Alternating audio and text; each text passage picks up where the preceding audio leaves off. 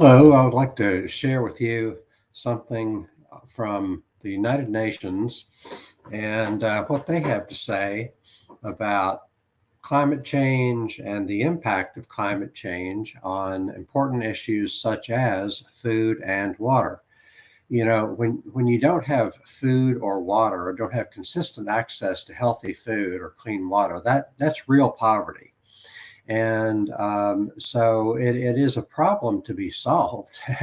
It is one of the most important problems humans can solve is to try to make sure people have access to clean water and good food. And it's interesting to me, anyway, that when the United Nations talks about food and water, they completely get it wrong. They completely misunderstand the relationship between climate change and food, mainly, food and water. Mainly, what they don't understand is that there's this prevailing message that says, okay, the temperatures are warmer. There and the warmer temperatures somehow decrease agricultural productivity by making water more scarce. When you don't have as much water, then it's not only you don't have as much water to drink, but you don't have enough water for your livestock, don't have enough water for your crops. It has some logical sense to it to say climate change causes lower agricultural productivity. Climate change decreases people's access to clean water, etc. It makes some logical sense, but it ignores the facts on the ground. So, what we want to do is look at what the United Nations has to say about climate change and the access to food and water and see if it makes sense. And what I will show time after time is that when they talk about they make these claims that ignore the acts, they ignore the impact of deforestation. They ignore the impact that it has when we degrade the soil. So let's go over here to this. It's a report from the United Nations. It's from the IPCC. It's from the sixth assessment report. IPCC is the Intergovernmental Panel on Climate Change. And here's what they have to say. It's about a 3-page PDF. I won't read through all of it, but we'll see what we can get through. Climate change impacts and risks. Food and water, climate change impacts and risks.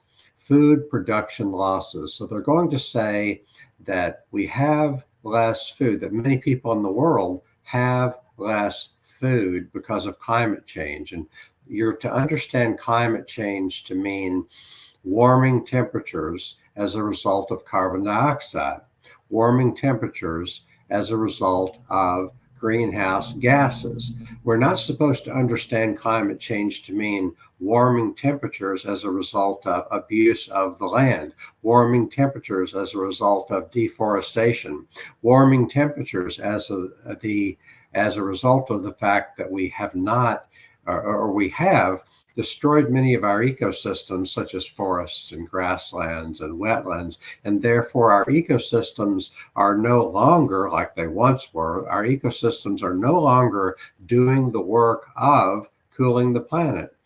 An ecosystem, an ecosystem is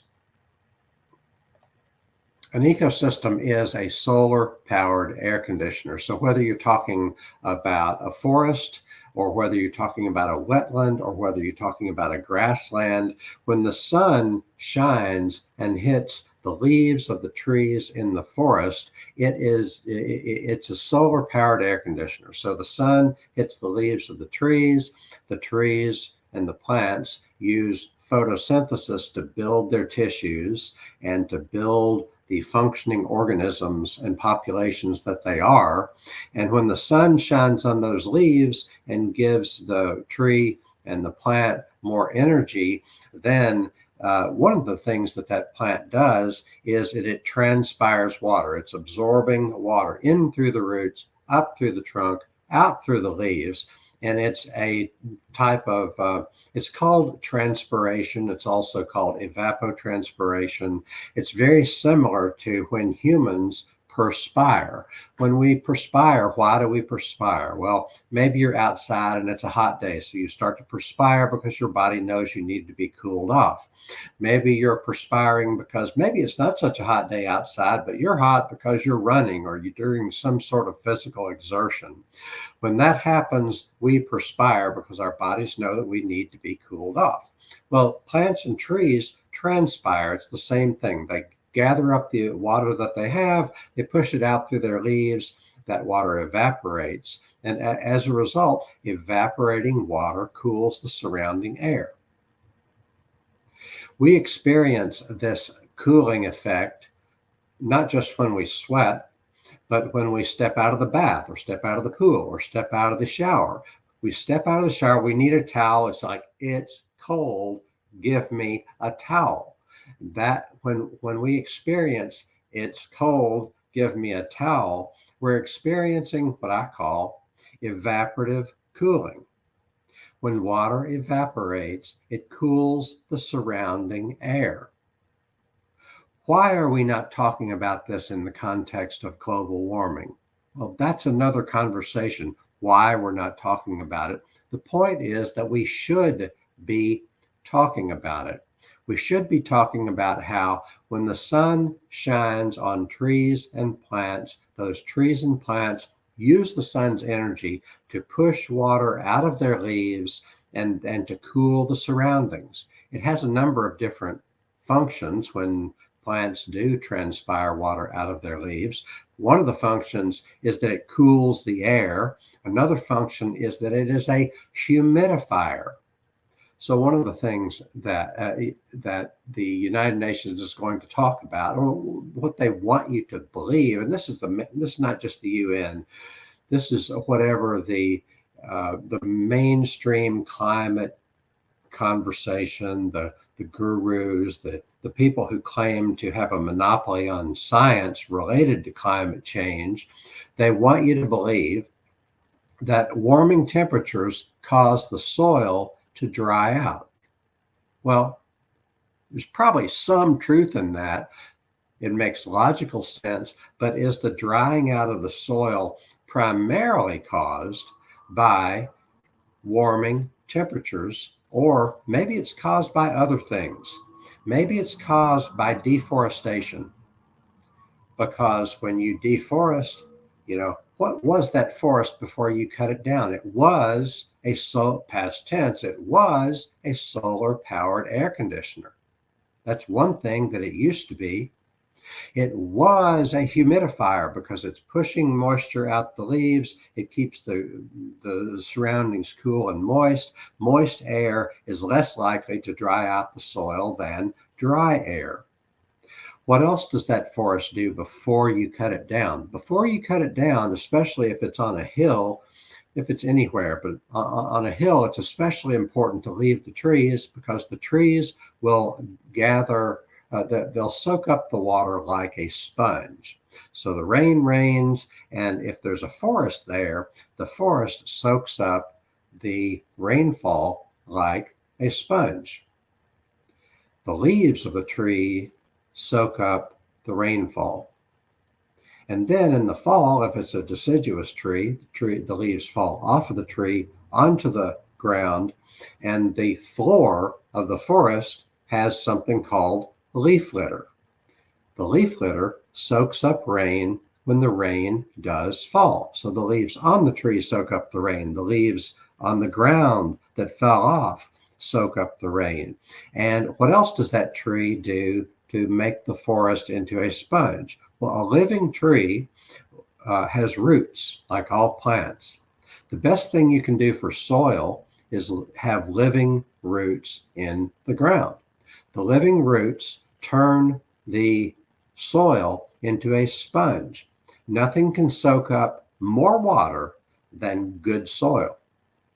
Good soil soaks up even more water than the leaves on the tree, the roots of the tree, the leaf litter on top of the ground that fell there because in the fall the tree shed its leaves. When a tree dies, then that tree falls, or maybe it's still standing, but that decaying wood over the course of time, in the first couple of years, that decaying wood is not going to absorb much water because it has water in it. But as that wood decays and as it dies, it becomes more hollow and more dry if it were allowed to dry out. But when it rains, it soaks up that water. So the forest is a sponge. When you cut down a forest, it's not a sponge anymore. So this is some of the thinking that is just being ignored in the mainstream climate conversation. And one result of that is that we don't really have a good idea of what is causing water scarcity around the world, especially among people who are extremely poor. Why are those people so poor? Well, it's because of climate change. Why do those people not have enough food to eat? Well, it's because of climate change. Why do those people not have enough water to drink? Well, it's because of climate change. Why is it flooding? Well, it's because of climate change. Why is there, right after the flood, there's a drought? Why is there a drought? Well, it's because of climate change. So it goes on and on and on. Everything gets blamed on climate change, even when climate change has a very small role to play in the situation. And as a result, important problems are not being solved, because in order to solve a problem, you have to know what the problem is. Before a doctor can cure a disease, the doctor has to properly diagnose that disease. If somebody has, I don't know, if somebody has a brain tumor and you diagnose them as having heart disease when they don't have heart disease, they have a brain tumor. Well, you're going to operate on the wrong part of the body and you're not going to solve the problem that they actually have. And that's what we're doing. So let's look and see what the United Nations has to say. And the UN is among the people who are just not properly understanding the causes of climate change, and they're not properly understanding the things that are actually a result of climate change versus the things that are a result of other things, such as deforestation, abuse of the land, abuse of the soils, not enough animals. That's another conversation. Too many people think we have too many animals on the land. Some of us think that what the land suffers from is not enough animals, but that's another conversation. Let's see what the UN has to say about food, water, and climate. So, fact sheet, food and water, climate change impacts and risks, food production losses. It says climate change impacts are negatively affecting agriculture, forestry, fisheries, and aquaculture, increasingly hindering efforts to meet human needs. In other words, human needs are not being met because the air is too warm. Okay? Agriculture and forestry, negatively affecting forestry. Well, maybe bad forestry, in other words, cutting down way too many trees, maybe bad decisions about what trees to cut down and when and why is affecting the climate for all the reasons I gave.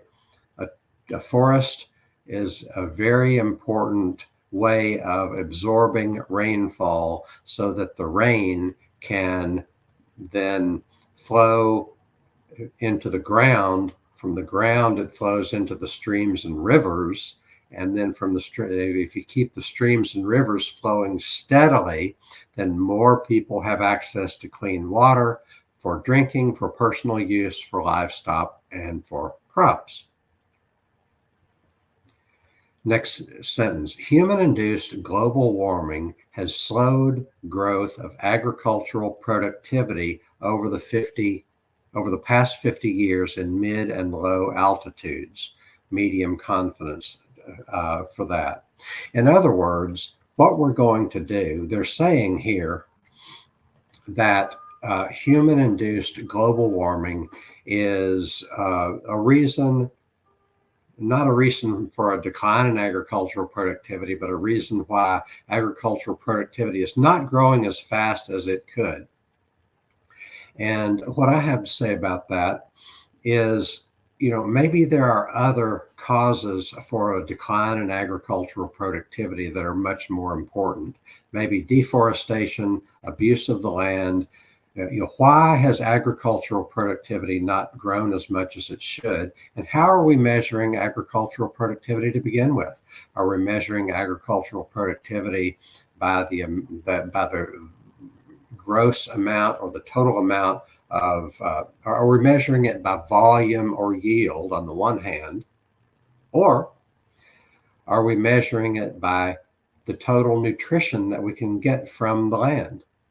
Worldwide, farmers have been taught to focus on yield, and which, yield is one thing, profits are another, but they've been taught to focus on yield instead of focusing on how much nutrition can we get from this land.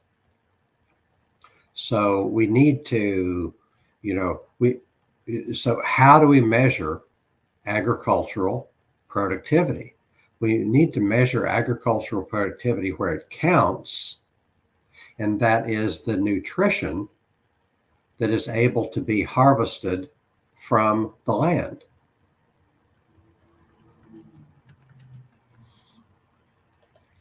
So continuing to read. Warming is negatively affecting crop and grassland quality and harvest stability. Okay, warming is negatively affecting crop and grassland quality. Is warming the only thing or the primary thing that is affecting crop productivity or grass? When they say grassland, what they really mean, I think, is grazing lands or what you might call pastures. But, can we talk about other causes of grassland quality and harvest stability? Like, you're not going to have very much harvest stability if you don't have water, if we're leaving it up to chance whether people have water or not. So how do we not leave it up to chance whether people have water or not? Can we talk about what it takes to give people access to clean water consistently?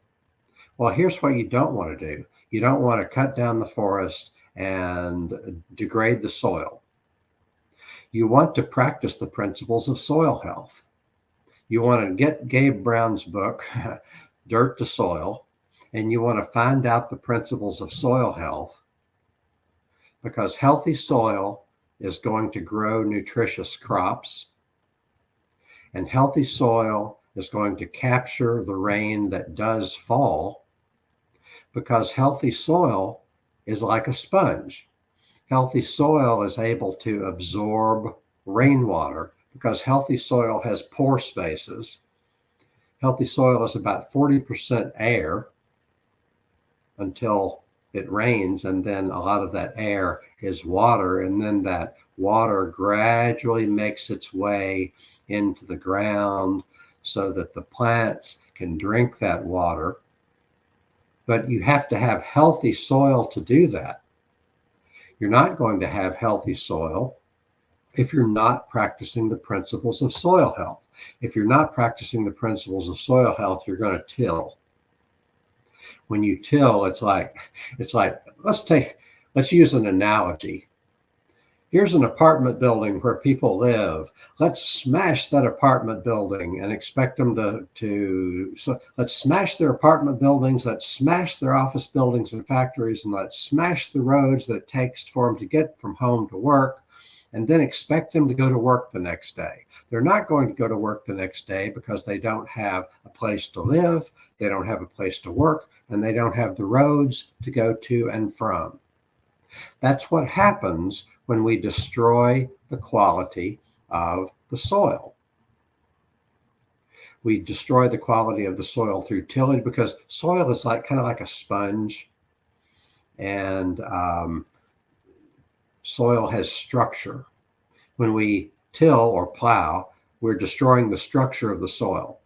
When we use chemical fertilizers, worldwide, industrial agriculture uses chemical fertilizers. It costs a lot of money to buy those chemical fertilizers, and I hope you can, pay for those chemical fertilizers with the profits that you hopefully get. But worldwide, the standard is to use chemical fertilizers. We don't need to do that. We can farm profitably without chemical fertilizers. Worldwide, the standard is to use herbicide. But we can grow healthy crops, and we can produce a lot of nutrition out of our farmland without herbicides. So how do we take care of our soil? Don't till. Don't use chemical fertilizers. Don't use herbicides. And I'm not saying never ever do these things. It depends on your situation, but all things in moderation. And we don't exercise moderation in the amount of tillage we do. We don't exercise moderation in the amount of chemical fertilizers we use. We don't exercise moderation in the amount of herbicides we use. Plus, after you harvest your crop, you want to go back in and plant cover crops, because one of the principles of soil health is never leave the ground bare.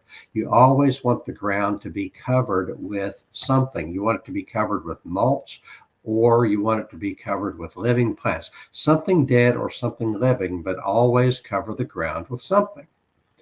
And then another thing that you want, another one of the principles of soil health is to always have living roots in the ground, because there's nothing better than for soil than living roots. Because the roots take the carbon out of the atmosphere, put it into the ground, or the plant takes carbon out of the atmosphere, puts it into the ground. The carbon, through the process of photosynthesis, takes the carbon dioxide out of the air and turns it into sugars.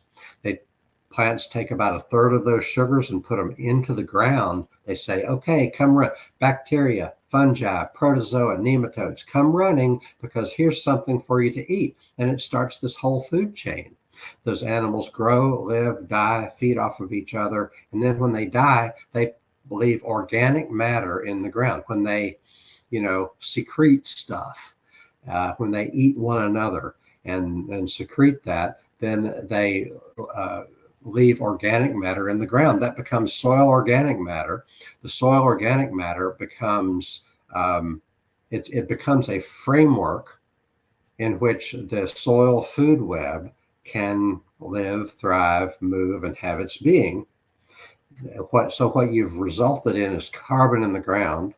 The USDA says if you take the top 6 inches of soil, USDA, US Department of Agriculture, if you take the top 6 inches of soil, and if you increase the carbon content by 1%, then you increase the capacity of the soil to hold an additional 27,000 gallons per acre of water, 27,000 gallons of water per acre. Don't we want some of that? See, the United Nations is not talking about this because they don't want to talk about this, because if they did talk about this, it would pose a threat to the agribusiness giants, and it would be a threat to the agribusiness giants, to the farm equipment companies, to the people that sell fertilizer, the people that sell herbicides, because they've got us hooked on an entirely wrong and destructive form of agriculture, and it's a type of agriculture that destroys the soil. It's a type of agriculture that does not yield very much nutrition. It's a type of agriculture that produces junk food, because junk food are made out of commodities. It's like, oh, all this corn, but corn is not very nutritious by itself. And oh, all this wheat, all this soy, none of which is very nutritious by itself, because you're not growing a diversity of crops on the ground. If you don't have a diversity of crops, it's not good for the soil.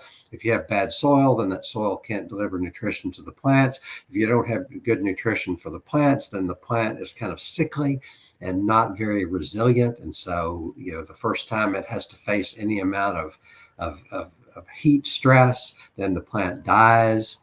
And when the plant, so the farmer goes to the chemical company and says, hey, all my plants are dying. Chemical company says, here's what you need. Of course, it's a vicious cycle. So let's go back to this, what the UN is saying. And it says, ocean acidification and warming have already affected farmed aquatic species. Okay. Fine. That's kind of another topic from what we're talking about. But we could talk about what we're doing to the oceans. And what we're doing to the oceans is one thing. We're not talking about what the problems really are with the oceans. The problems with the oceans include overfishing. Problem with the oceans include runoff from from fields that are easily eroded, fields that have way too much chemical fertilizer on them. We have a dead zone at the mouth of each of the 400 mouths of rivers and worldwide. It's a dead zone because there's just too much. It's a dead zone partly because you have nitrogen from the fertilizers. The nitrogen causes algal blooms. Somehow the algal blooms cause depletion of the oxygen, and you have dead zones because there's not very much oxygen at the mouth of the Mississippi River or the mouth of every other river in the world. So we could talk about what is the real problem with the oceans, but they're not going to do that because they know who signs their paychecks, and they want to blame the problems on the oceans to warm air. Warm air and air that has too much carbon dioxide in it. Yes, the air has too much carbon dioxide in it, and that causes the problem of ocean acidification. But which is a problem that people would easily understand if we had a functional conversation that is not controlled by commercial interests. Let me read another paragraph. It says, some current global crop and livestock areas will become climatically unsuitable depending on the emissions scenario. Climatically unsuitable depending on the emissions scenario. So what they're saying here is climatically unsuitable. Let's read this again. This is so rich with meaning. Some current global crop and livestock areas will become climatically unsuitable depending on the emissions scenario. In other words, warmer temperatures are the only reason why crop and livestock areas will become climatically unsuitable. The only reason, or the primary reason. And the only reason that temperatures are warming is because of emissions scenarios. And I'm picking on the UN here, but what I'm saying is that the UN is just, this whole conversation is dysfunctional, and it's like, if you can't dazzle them with brilliance, baffle them with BS. It is just BS to say that carbon dioxide is the primary cause of warming. But even if you accept that carbon dioxide is the primary cause of warming, to say that warming is the primary cause of declines in agricultural productivity is just, it's silly. When you look at it, it's silly. We're not going to talk about how we've deforested the land and degraded the soil so that the lack of forests, the lack of trees, the lack of good soil are preventing us from from capturing the rainfall. And so that's all I have to say about that. But we have to get to a place where we have a more functional and accurate and enlightening conversation around climate change. We need to get to a point where we understand the true causes of flooding, the true causes of drought, the true causes of declining agricultural productivity.